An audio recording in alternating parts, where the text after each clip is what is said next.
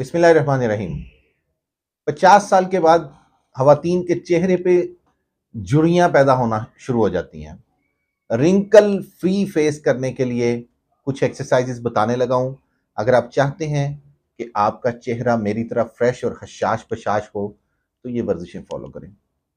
सबसे पहली वर्जिश, माथे पे बाल देने हैं। 20 टाइम्स सुबह, 20 टाइम्स रात को। दूसरी,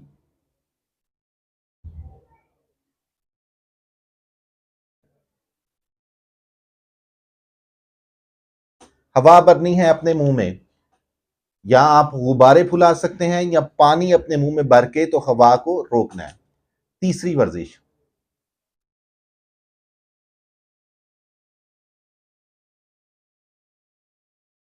आपने ये मूवमेंट करनी है। चौथी वर्जिश जो आपके लिप्स को बहुत खूबसूरत बना देगी,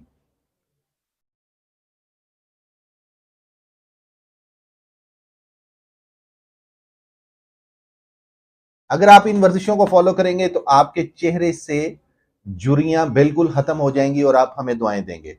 अपना बहुत ख्याल रखिएगा। शुक्रिया।